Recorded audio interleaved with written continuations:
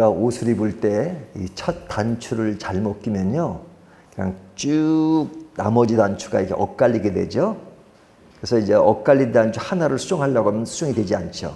첫 단추부터 다시 끼워야 되죠. 그래서 이 첫 단추가 굉장히 중요합니다. 첫 단추를 수정하지 않으면 다른 것들은 고쳐질 수 없는 거죠. 오늘 본문의 말씀은 이 다윗의 군대인 이스라엘과 그리고 동편에 있는 그 암몬과의 전쟁입니다. 예, 요단강 있잖아요. 왼쪽에는 이스라엘, 오른쪽에는 이제 암몬, 모압 있잖아요. 근데 이제 암몬과의 전쟁입니다. 근데 이 본문을 자세히 읽어보면 이스라엘과 암몬이 전쟁할 이유가 전혀 없는 상태예요. 그런데 전쟁으로 이어져요. 왜 전쟁으로 이어지냐면 한순간의 판단이 잘못되어서 그렇습니다. 그러니까 판단을 제대로 하고 오해가 없으면 또 왜곡이 없으면 그런 전쟁이 일어날 일이 전혀 아닌데 판단을 잘못해서 완전 그것이 전쟁으로 변해버린 겁니다. 전쟁으로 변해버리면 그 전쟁하기 위해서 소모해야 될 많은 것들이 많잖아요. 예, 뭐 동맹도 해야 되고 연합도 해야 되고 군사도 모아야 되고 다 이게 낭비란 말이죠. 그러지 않아도 될 일들을 그렇게 만든 것. 그러니까 굉장히 큰 시행착오가 있었던 것이죠.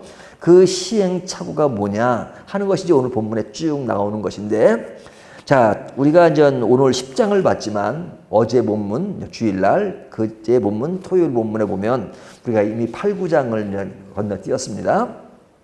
8, 9장에 나오는 내용이 이제 굉장한 변화가 그 두 장에 기록되어 있습니다. 다윗이 이스라엘 왕으로 정착이 되고 이제 이 확장해 나가는, 강성해 가는 그런 모습을 보여주고 있는데요. 그 8장에 보면 이 다윗이 여러 나라와 이제 전쟁을 합니다. 제일 그런 안 좋은 사이였던 블레셋을 정복하고요.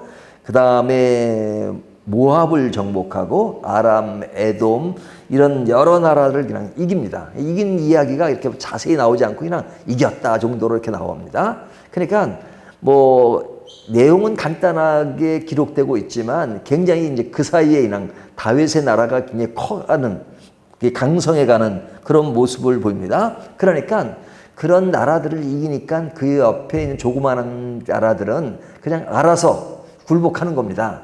그냥 우리가 당신들과 친하게 지내고 싶습니다. 그냥 잘 봐주십시오. 뭐 이제 국제 관계라는 게 항상 그런 거 아니겠어요? 그런 것처럼 그 당시에도 이제 다윗의 군대가 왕성해지니까 이런 그 다른 주변에 있는 국가들이 이제 머리를 숙이는 그런 것이 있었습니다. 이것이 이제 8장의 내용이에요. 그리고 이제 9장에 가서는 좀 분위기가 다른데 앞에 8장은 전쟁 이야기가 주로 이고 있다면 9장 이야기는 이제 좀 더 다윗이 좀 여유가 생긴 겁니다. 굉장히 여유가 생긴 거죠. 나라도 이제 안정이 됐고 여유가 생기니까 이제 옛날 생각이 났던 겁니다.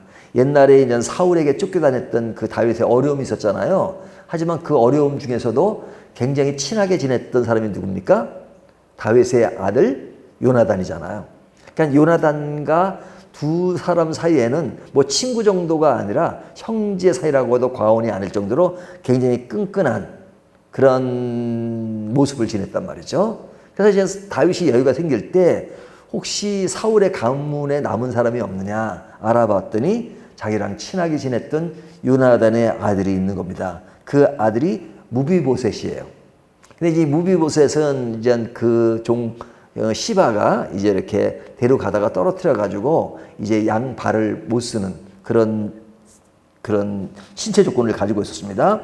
근데 그가 살아있다는 것을 알고 그를 찾아서 데려오게 하고 그리고 그와 함께 식사를 같이 하는, 같은 상을 먹게 하고 그를 이제 보살피는 거죠. 그러니까 그를 이젠 자기 친구와 약속했던 것처럼 그를 끔찍하게 위합니다.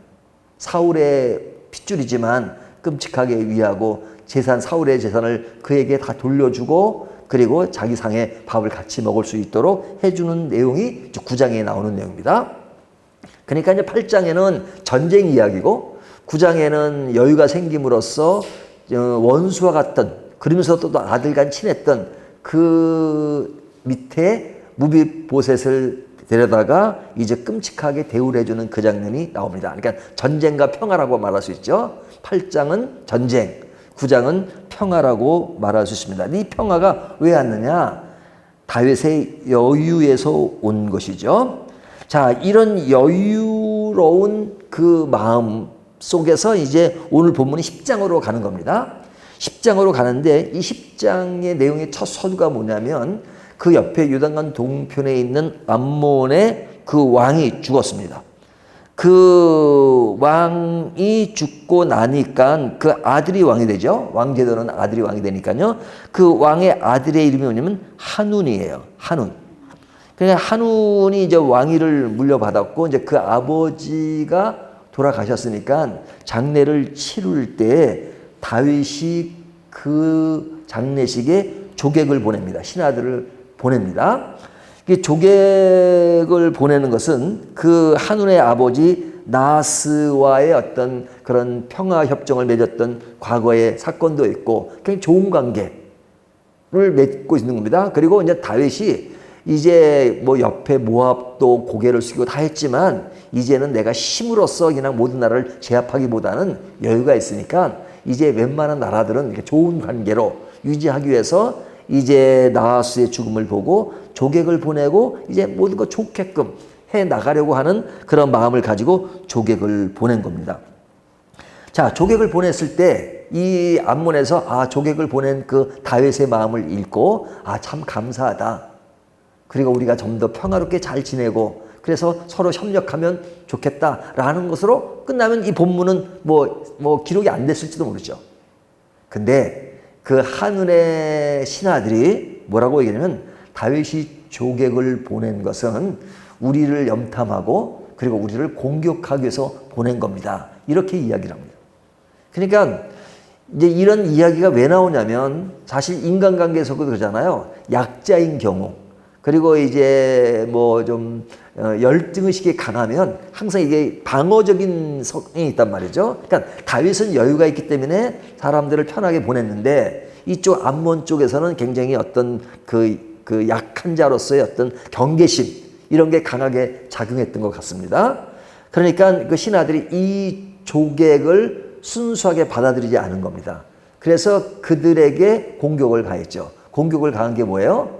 그 당시 이 수염을 깎는다는 것은요, 굉장히 그 치욕적인 그런 것이었거든요. 근데 그들의 수염을 반을 깎고, 그리고 이제 옷을 입었는데 그 옷이 엉덩이가 나올 때까지 이렇게 잘라가지고 그냥 돌려보낸 겁니다. 그러니까 굉장히 그 조갱에게 걸쇠를 한 것이라기보다는 다윗의 그 마음에 그냥 초를 쳐버린 거죠.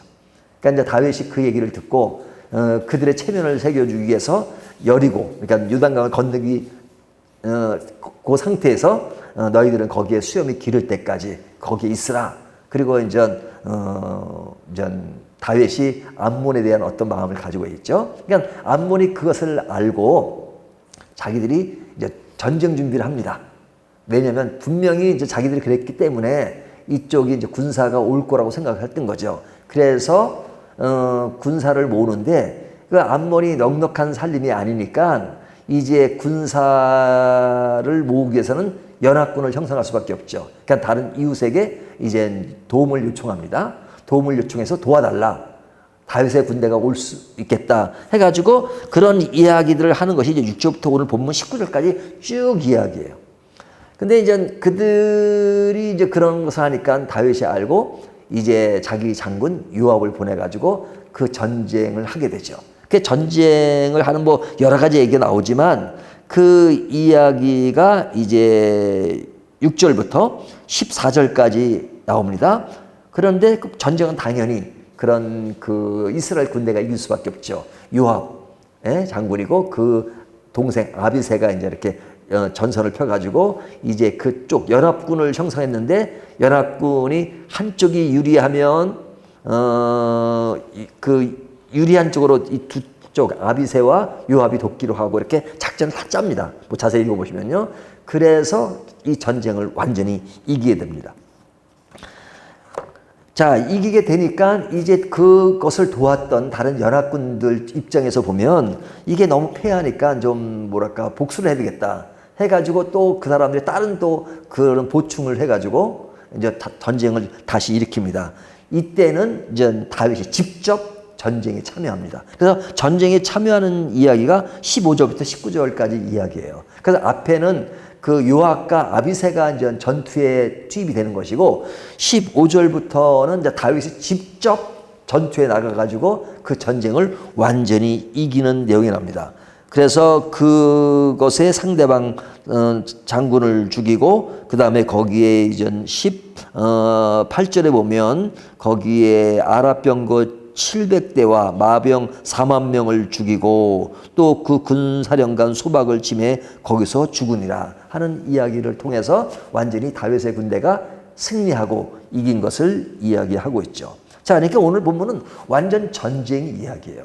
하지만 전쟁 이야기가 되지 않아도 되는데 전쟁 이야기가 됐단 말이죠. 왜?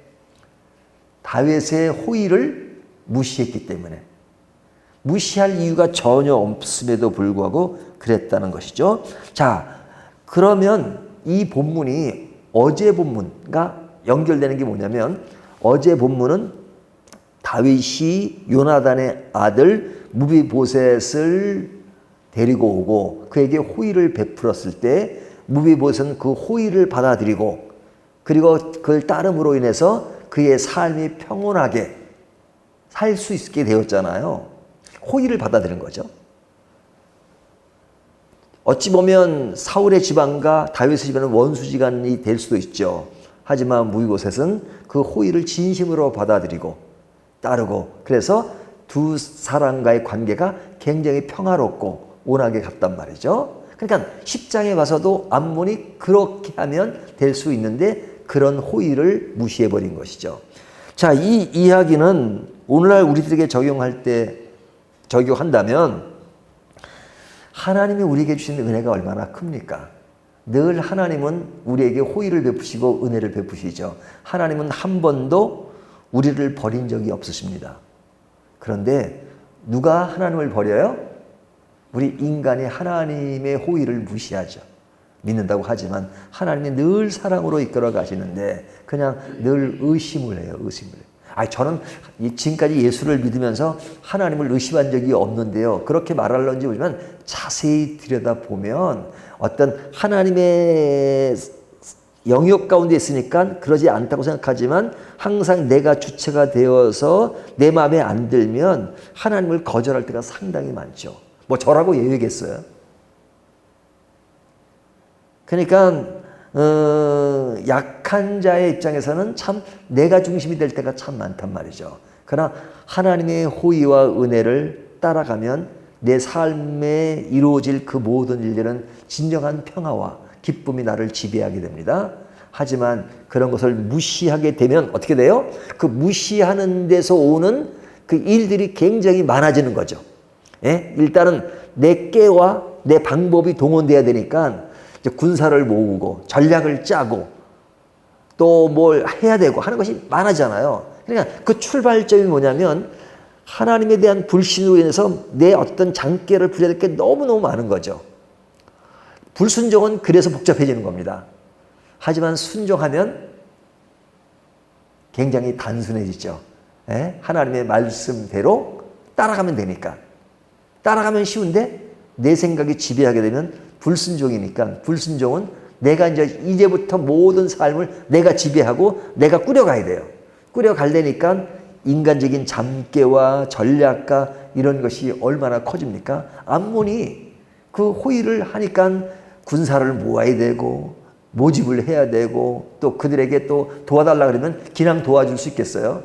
여러 가지 또 뭘 또 줘야 되고 등등 많은 것이 있잖아요.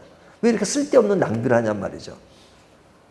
그 호의를 호의대로 받아들이면 쉬워질 것을 전쟁으로 만드는 그런 것. 그래서 오늘 제목이 한순간의 판단이 우리의 한순간을 정할 때마다 우리의 선택과 판단할 때 이것이 진정 제대로 판단하고 있는가 하는 것들을 잘 보고 이런 평화가 전쟁으로 가는 일이 절대 없도록 한순간을 정말로 기이 여기는 것이 우리 삶에 매우 매우 중요하다 하는 것들을 다시 한번 생각하게 합니다. 오늘 이 말씀을 가지고 한순간의 판단이 영혼까지는 아니더라도 아주 안 좋은 어려움을 자꾸 만들지 않도록 한순간을 너무너무 중요하게 생각하는 저와 여러분이 되기를 바라겠습니다.